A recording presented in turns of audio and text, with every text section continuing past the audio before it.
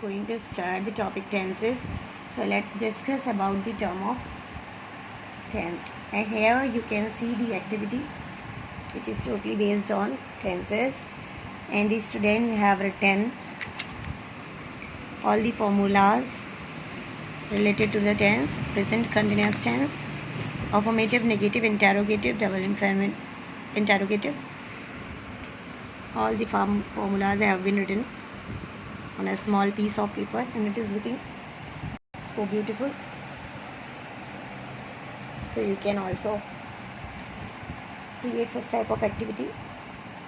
So students, let's discuss about the term of tenses. What do you mean by the tense?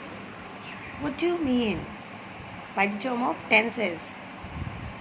Okay, yes, as we know, it is totally depend on the period of time. It is totally depend on the period of time. And in Hindi we can call it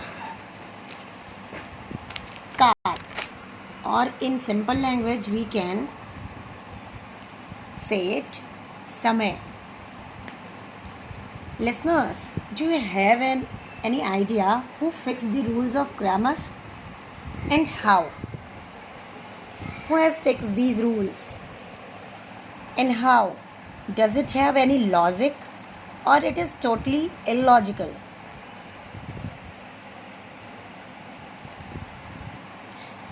So I want to tell you, there is a hidden logic behind each and every rule which is fixed by the grammarians. So as we know, on the basis of time, grammarians have divided tenses into three kinds: present, past and future. So let us know how can we identify or categorize these tenses.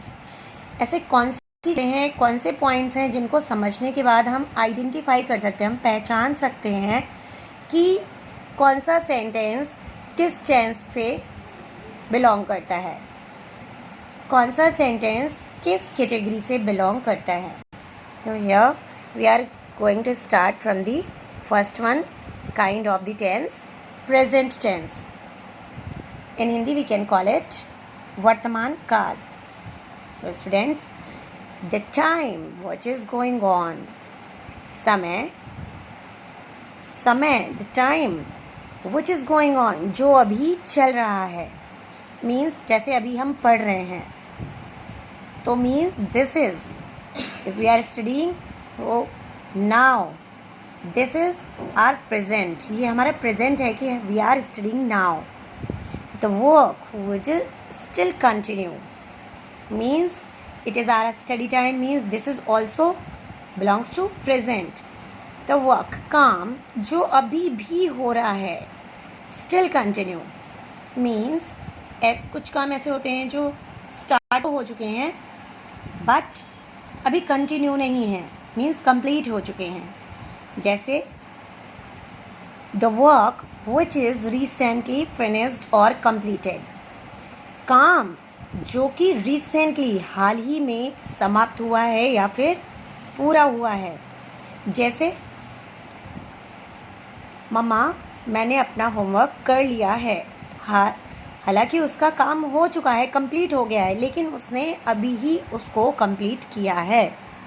Now we will discuss about the past tense, भूतकाल. भूतकाल जैसे कि आप सभी जानते हैं, जो time जो है निकल चुका है, has been passed away. The time that has been passed away, समय जो कि बीत चुका है, ठीक है. मीन्स अभी देखिए, today we are reading, we are studying, and the day before today means yesterday.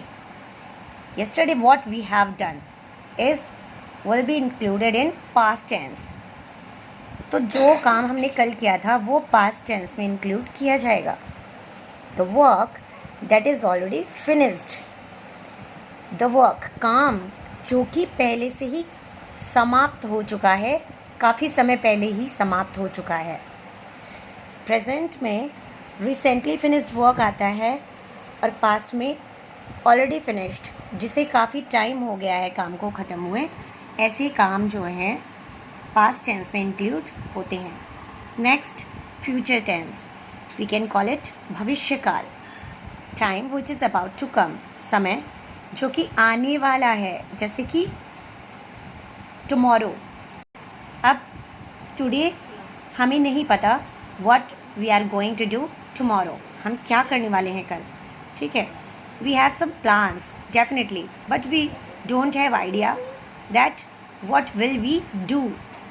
तो जो भी चीज़ें अभी नहीं हुई हैं, जो चीज़ें अभी होने वाली हैं, which is about to come, जो भी समय आने वाला है, जो भी काम है, work what will be done, work that is going to happen, कोई भी काम जो कि होने वाला है इन फ्यूचर, उसको हम किस में इंक्लूड करते हैं, फ्यूचर टेंस और भविष्यकाल। अगर हम इनकी हिंदी आइडेंटिटी लें तो वर्तमान काल यानी कि प्रेजेंट टेंस में हम हैं, हु, है लगाते हैं, जबकि पास्ट टेंस में हम था, थी, थे, आ, ई, ए।